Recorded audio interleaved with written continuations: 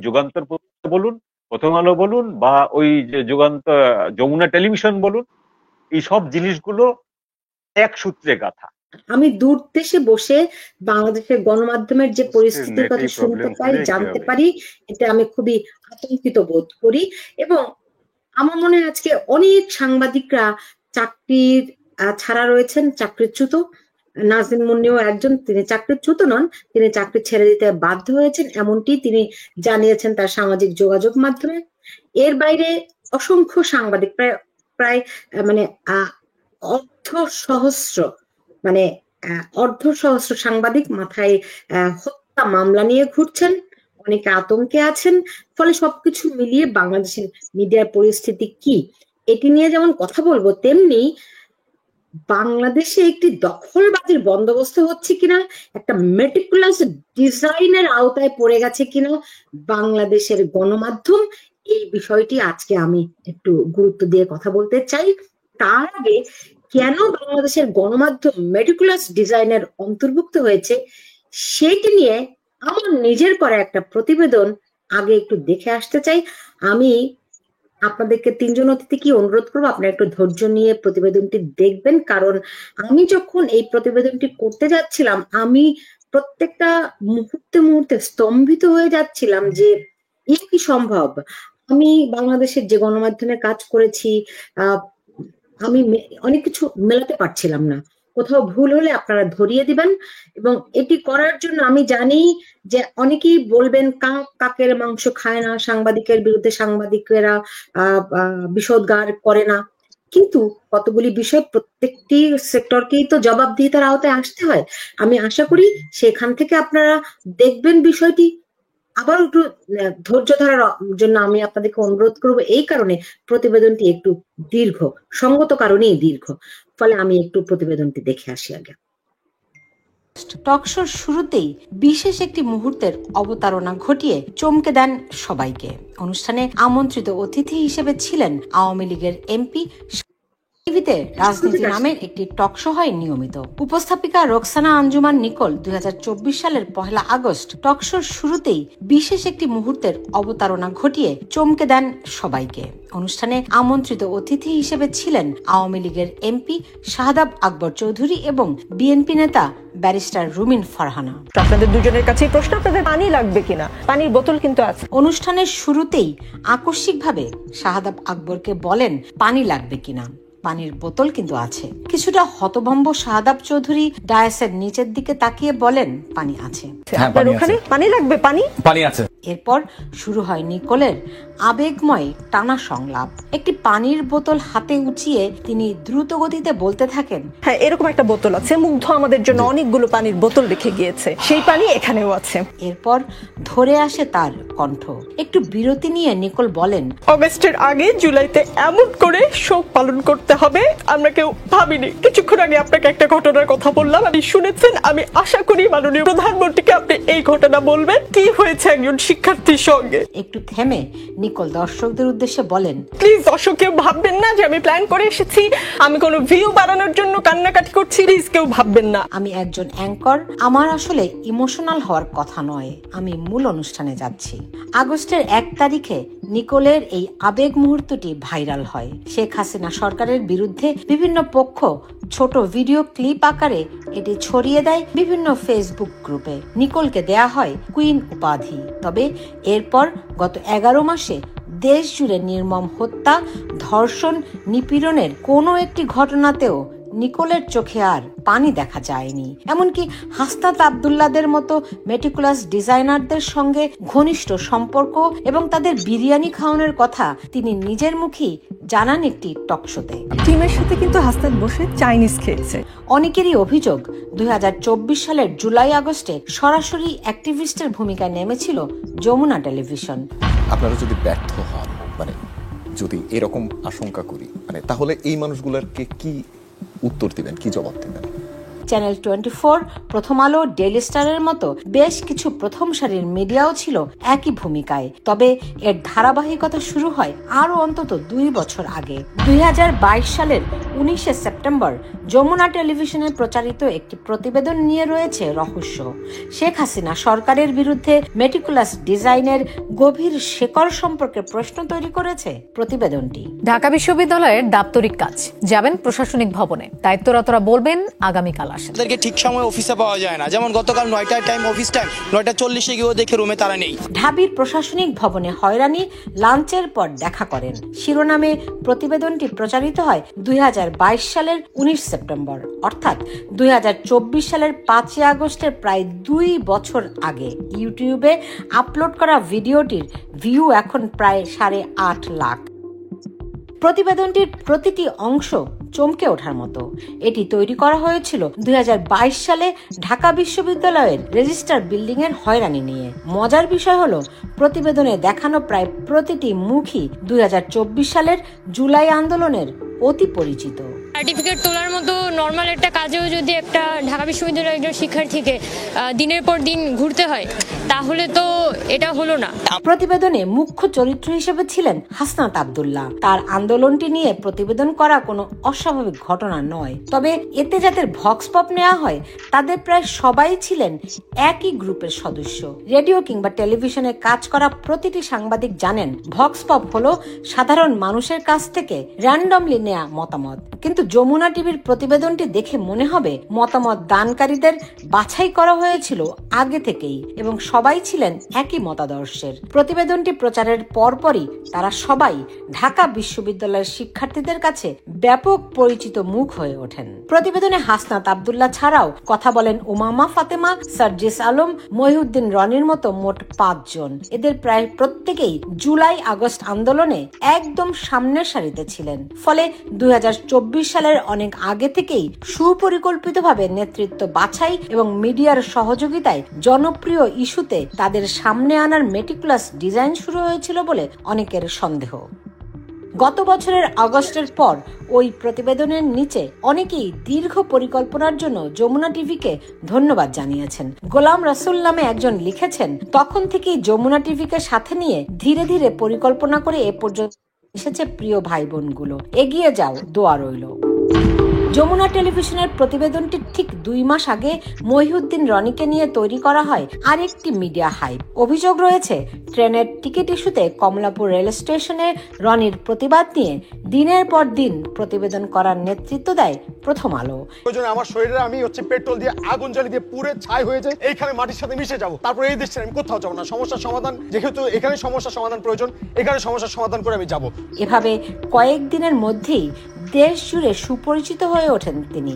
মজার বিষয় হলো রনির কিছুদিনের চটকদার আন্দোলনে ট্রেনের টিকিটের কালোবাজারি দূর হয়নি, এমনকি এখনো তা চলছে পুরোদমে। তবে 2022 সালে রনি ব্যাপক মিডিয়া কভারেজের মাধ্যমে রাতারাতি তারকা বনে যায়। জয় বাংলা, বাংলার জয় হবে হবে হবে হবে নিশ্চয়। শেখ হাসিনা সরকারের পতনের পেছনে দেশের প্রথম সারির অনেক মিডিয়ার ভূমিকা দিনে দিনে পরিষ্কার হয়ে উঠছে। প্রতিষ্ঠানগুলোর কর্মীরাই প্রকাশ্যে এমন দাবি করছেন। ডক্টর ইউনূস ক্ষমতায় আসার 1 মাসের মধ্যে বিভিন্ন সংবাদপত্রের 20 জন সম্পাদক যমুনায় যান। ডক্টর ইউনূস যাতে 2 থেকে 3 বছর ক্ষমতায় থেকে যান সে অনুরোধ জানাতে সবাই মিলে একসঙ্গে যান সেখানে। আবার সাংবাদিকদের রাষ্ট্র ক্ষমতার তাবেদারি না করার দাবিতে দীর্ঘদিন ধরে সোচ্চার ডেইলি স্টার সম্পাদক এখন তার পত্রিকাতেই জানাচ্ছেন ডক্টর ইউনূসের প্রতি তার সমর্থন। পদত্যাগ করবেন না প্লিজ শিরোনামে লিখেছেন কলাম। মাহফুজ আনাম 2022 সালের 4 জুন এক কলামে প্রধানমন্ত্রী শেখ হাসিনারও ভূয়সী প্রশংসা করেছিলেন। সে সময় তিনি লেখেন, প্রধানমন্ত্রী শেখ হাসিনা ভারতের সঙ্গে আমাদের সম্পর্ককে এক নতুন উচ্চতায় নিয়ে যাওয়ার প্রশংসনীয় কাজটি করেছেন এবং একই সঙ্গে বিভিন্ন গুরুত্বপূর্ণ খাতে চীনের বিনিয়োগকেও স্বাগত জানিয়েছেন। এই নীতি আমাদের ব্যাপকভাবে উপকার করেছে। বাংলাদেশে অবাধ ও নিরপেক্ষ নির্বাচন অনুষ্ঠিত হয়েছে কিনা সেটা যুক্তরাষ্ট্র কিভাবে বিচার করবে তেমন কড়া প্রশ্নও ছুড়েছিলেন মাহফুজ আনাম। শেখ হাসিনা সরকারের পতনের পর অবশ্য মাহফুজ আনাম সাবেক আমলের বিরুদ্ধে কথা বলছেন নিয়মিত। নিজের কার্যালয়ে ঘটা করে পালন করেছেন জুলাই আন্দোলনের স্মৃতি, তুলে ধরছেন জুলাই আন্দোলনে তার প্রতিষ্ঠানের বিভিন্ন ভূমিকা। ডক্টর ইউনূস আছেন, পদ্মা সেতু আছে, শুধু টুপ করে ফেলে দেওয়ার মানুষটা নাই। এই টুপ করে টুপ টুপ শব্দটা পালিয়ে যাওয়া শেখ হাসিনার খুবই প্রিয় একটি শব্দ, টুপ। সরকার পরিবর্তনের পর ডেইলি স্টারের অন্তত 2 জন সাংবাদিক পুরস্কার হিসেবে সরকারি উঁচু পদে নিয়োগ পেয়েছেন। তাদের মধ্যে বাংলা বিভাগের গোলাম মুর্তজা হয়েছেন ওয়াশিংটন দূতাবাসের প্রেস মিনিস্টার। তিনি শেখ হাসিনা সরকারের আমলে দিনের পর দিন ডেইলি স্টার কার্যালয় থেকে নিজের ডিজিটাল কন্টেন্ট তৈরি করেছেন। তার প্রায় সবগুলোই ছিল আওয়ামী লীগ সরকারের বিরুদ্ধে তীব্র বিষোদ্গার। অথচ তিনি এখন আওয়ামী লীগ সরকারের সময়ে বাক স্বাধীনতা না থাকার দাবি করছেন। এমনকি 5 আগস্টকে বিপ্লব দাবি করে বিরোধী সবাইকে নির্মূলের পক্ষে বক্তব্য দিয়ে হয়েছেন চরম সমালোচিত। একটি টক শোতে তিনি বলেন, যুদ্ধে আপনি পরাজিত হলে মারা যাবেন, আর যদি আপনি বিজয়ী হন তাহলে আপনাকে পরাজিতদের ধ্বংস করতে হবে। আপনি পরাজিতকে রাখবেন, আপনিও থাকবেন, এর নাম অভ্যুত্থান নয়। গোলাম মুর্তজা এখন সরকারি চাকরি করলেও ফেসবুকে রেখে দিয়েছেন সাংবাদিক পরিচয়। মজার বিষয় হলো, ফেসবুক বায়োতে তিনি 2024 সালের 3রা এপ্রিল প্রেস মিনিস্টার হিসেবে নিয়োগ পাওয়ার তথ্য দিয়ে রেখেছেন। তবে তার দাবি সত্যি হলে আওয়ামী লীগ সরকারের সময়ই ওয়াশিংটন দূতাবাসে নিয়োগ পান গোলাম মুর্তজা। প্রশ্ন হলো, এই মিথ্যা তথ্য তিনি কেন দিচ্ছেন ফেসবুকে? দেশের ভেতরের মিডিয়ার পাশাপাশি বিদেশে অবস্থান করা অনেক প্রখ্যাত সাংবাদিকও মেটিকুলাস ডিজাইনে যোগ দিয়েছিলেন বলে অভিযোগ আছে। প্রবাসী সাংবাদিক খালেদ মহিউদ্দিন গত বছরের ডিসেম্বরে ফেসবুকে পোস্ট দিয়ে সরকার উৎখাতের বিষয়টি আগেই জানতেন বলে স্বীকার করে নেন। একটি ভিডিও শেয়ার দিয়ে তিনি লিখেন, আন্দোলনকারীরা তাকে সেভিয়ার মনে করেছিলেন। আন্দোলনকারীরা তাকে ভিডিওটি পাঠিয়েছিলেন 3 আগস্ট, অর্থাৎ আওয়ামী লীগ সরকার পতনের 2 দিন আগে। ভিডিওতে প্রধান ত্রাতা হিসেবে দেখানো হয়েছিল ডক্টর ইউনূসকেই। খালেদ মহিউদ্দিনের দাবি অনুসারে এটি সামাজিক মাধ্যমে লাখ কোটি বার শেয়ার দেন শিক্ষার্থী ও সমন্বয়করা। সাংবাদিকতার আড়ালে দীর্ঘদিন ধরে আওয়ামী লীগ বিরোধী অবস্থান মেটিকুলাস ডিজাইনের অংশ কিনা সে প্রশ্ন উঠছে। এতে বড় ধরনের সংকটে পড়েছে পেশাদার সাংবাদিকতা। মানে বাংলাদেশ কি হুতুর মতো 2টা জাতি এরকম পরিণত হবে? একজন হুতু, একজন টুটসি, এরকম? আশার কথা হচ্ছে, যাদের বিরুদ্ধে অভিযোগ তাদের অনেকে ধীরে ধীরে অবস্থান বদল করছেন, কিন্তু ধ্বংসস্তূপে পরিণত হওয়া দেশের মানুষের আস্থা কি আর ফিরবে সাংবাদিকদের ওপর? আপনি যে কাজ বন্ধ করে দিলেন, সেটা কি মানে সেটা আপনি কোন অধিকার থেকে সেটা আপনি করলেন? মানে এটা কি? Sultana Rahman, Bangla news network, new York. আমি কাজ বন্ধ করে দেই নাই। সরি, আমি বলেছি প্রতিবেদনটি আমার একটু দীর্ঘ।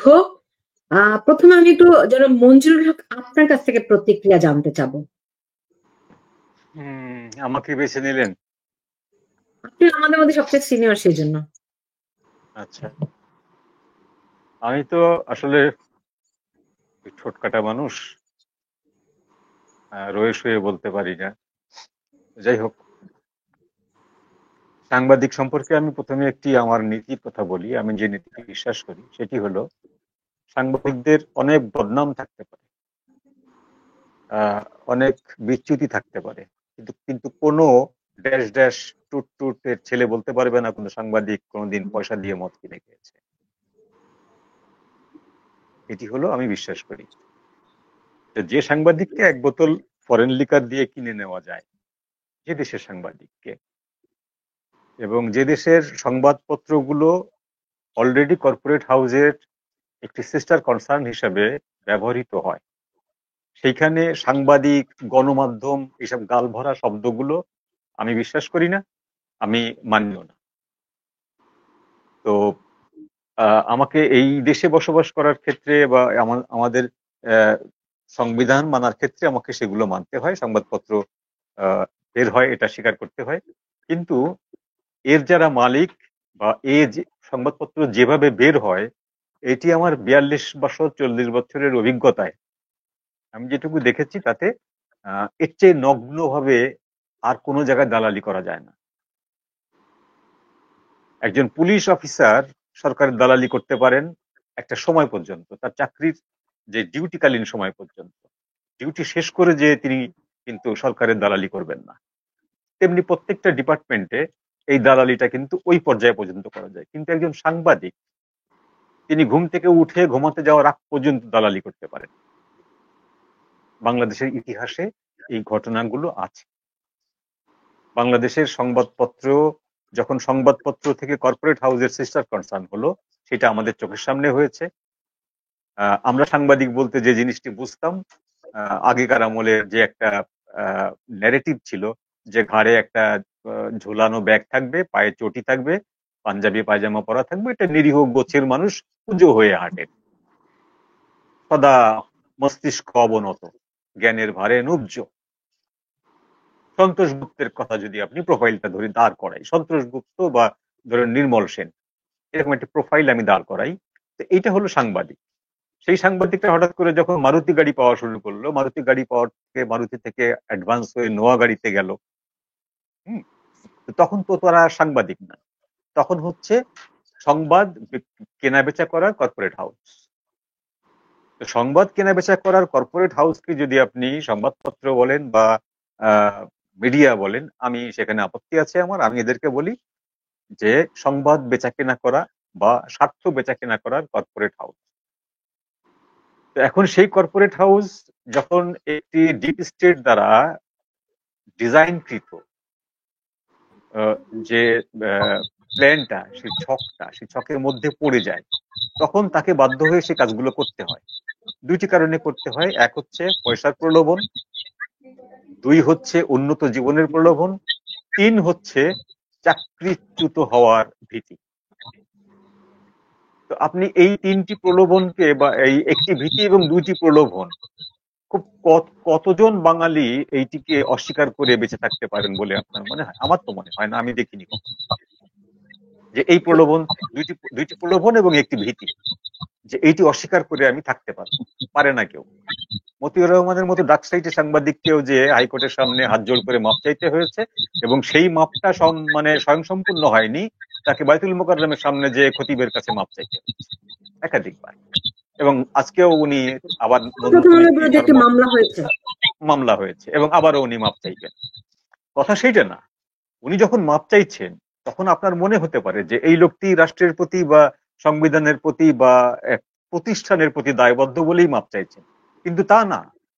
উনি যখন তার নিজের হাউসে ফিরে আসছেন তখন উনি একজন লর্ড, তখন উনি উনার কর্মচারীদের সামনে একজন লর্ড। উনি যেটা বলবেন সেটি আইন, উনি যেটি প্রয়োগ করবেন সেটি আইনের প্রয়োগ, উনি যে সিদ্ধান্ত দেবেন সেটি রায়। এইটা এরকম ঘটনা বাংলাদেশের প্রত্যেকটা সংবাদ মাধ্যমে আছে, প্রত্যেকটা, এভরিবডি, যাদেরকে আমরা মেইন স্ট্রিম বলি। বিতর্ক গণমাধ্যম গণতন্ত্রের জন্য যুদ্ধ করে, কিন্তু বাংলাদেশে গণমাধ্যম বলে কিছু নেই। সরি, বাংলাদেশে এই মাধ্যমকে, সংবাদ মাধ্যমকে আমি গণমাধ্যম বলি না, এটা সংবাদ মাধ্যম। বাংলাদেশের 90%, 95% লোক সংবাদপত্র পড়ে না, তার চ্যানেল দেখে না, তারা চ্যানেলের গান টান দেখে, ওইসব দেখে, খবর দেখে। তো যে 5% বা 10% শহুরে প্রিভিলেজ মানুষ, সেই প্রিভিলেজ মানুষের 10% মানুষকে নিয়ে যে জিনিসটি ইন্ডাস্ট্রি দাঁড়ায়, সেটিকে গণ বলা যাবে না, সেটি হলো সংবাদ মাধ্যম, মিডিয়া। এখন ঘটনা হলো আপনি যে 2 বছর 22 সালের থেকে যে খতিয়ানগুলো দিলেন, এই খতিয়ানগুলো খুবই স্বাভাবিক। আমি জানি এই খতিয়ানগুলো আরো আগে, এটা 1/11 সময় যখন এটা ফেল করেছিল, সেই সময় এটি আবার প্রতিজ্ঞা হয়েছিল যে টুডে অ্যান্ড টুমরো এই জিনিসটি আমরা আবার এক্সিকিউশনে নেব, যতদিন সময়। তো তারা সেই 1/11 থেকে এই পর্যন্ত ধরে একটি কাজের পেছনে নিষ্ঠাবানের মতো লেগে থেকেছেন, তাদেরকে এই জন্য স্যালুট করতে হয়। তো এখন ঘটনা হলো যে আপনি বাংলাদেশের যে একটা সংবাদপত্রে চাকরি করলে, সে পরবর্তী জাতিসংঘের কোন পোস্টে যায়, কোন বিদেশে যে প্রেস মিনিস্টার হয়, বা কোন দূতাবাসে যে প্রেস অ্যাটাশে হয়, এই জিনিসগুলো কিন্তু বাংলাদেশের জনগণ কোনো খোঁজ রাখে না, কেউ জানে না। আপনি দেখবেন যে কোনো সংবাদপত্রে যদি বিট বলা হয়, যদি নতুন একজন লোক নিয়োগ করা হয়, বলা হয় তুমি কোন বিটে কাজ করবা, সে কিছু বুঝুক আর না বুঝুক প্রথমেই বলবে ডিপ্লোম্যাটিক বিটে কাজ করব। কেন বলে ওখানে মদ ফ্রি পাওয়া যায়, রাষ্ট্রদূতের সাথে কথা বলা যায়, তার সাথে সেলফি তোলা যায় এবং সরকার প্রধানের সঙ্গে একাধিকবার বিদেশ সফরে যাওয়া যায়। এইটা হলো আমাদের মোরালিটি। সেই মোরালিটি জায়গা থেকে আপনি ওই যুগান্তর পত্রিকা বলুন, প্রথম আলো বলুন, বা ওই যে যুগান্তর যমুনা টেলিভিশন বলুন, এই সব জিনিসগুলো এক সূত্রে গাথা। অর্থাৎ কিছু নষ্ট মানুষ, সেই নষ্ট মানুষগুলো সমস্ত দেশের যে পাঠক সমাজ, সেই পাঠক সমাজকে অলওয়েজ বিভ্রান্ত করে আসছে, সবসময় এখনো বিভ্রান্ত করছে। এবং এই বিভ্রান্ত করাটা এদের এত র্যাপিডলি হচ্ছে যে কালকে যদি পট পরিবর্তন হয়ে যায়, তক্তা পাল্টে যায়, আপনি কালকে এই মানুষগুলোর ভিন্ন চেহারা দেখবেন। আমি একটি ছোট্ট ঘটনা আপনাকে বলি। আগস্ট মাসের 5 তারিখে যখন আমি টিভি অন করলাম, সমস্ত টিভি চ্যানেল জুড়ে তারেক জিয়ার ছবি এবং খালেদা জিয়ার ছবি এবং জিয়াউর রহমানের ছবি। কারণ তারা তখন বুঝতে পারেনি যে ঘটনাটা কি ঘটে গেল। তারা মনে করছে যে কালকের থেকেই তারেক জিয়া হয় প্রধানমন্ত্রী হচ্ছেন বা খালেদা জিয়া প্রধানমন্ত্রী হচ্ছেন। তারা এরকম একটি ছক কষে সঙ্গে সঙ্গে তারেক জিয়াকে, খালেদা জিয়াকে এবং জিয়াউর রহমানকে হাইলাইট করা শুরু করলো। তারা 2 দিন পরে এসে বুঝতে পারলো যে there is something wrong, something is cooking. তখন তারা ডক্টর ইউনূসের সেই পুরনো ফাইল টেনে বের করে তাকে মহান করা শুরু করলো। তো এই যে জিনিসগুলো, এই জিনিসগুলো এত নগ্ন ভাবে হয় এবং এত স্থূল ভাবে হয় যে এই জিনিসগুলো নিয়ে কথা বলতে ঘৃণা লাগে। এখন যেটা ঘটছে সেটিকে আমি শেষ করি এই পর্যায়টা। এখন যেটা ঘটছে সেটি হলো, আমি যেমন এই সংবাদপত্রের কোন সংবাদকে বিশ্বাস রাখি না, তেমনি আমাদের দেশের জনগণও ব্যাপক একটা অংশ এই ধরনের মিডিয়ার কোন সংবাদের উপরে বিশ্বাস রাখে না। সুতরাং ওরা যেটা করছে এটা ওদের স্বার্থে করছে, ওদের পিঠ বাঁচাবার জন্য করছে, বা ওদের স্বার্থ হাসিলের জন্য।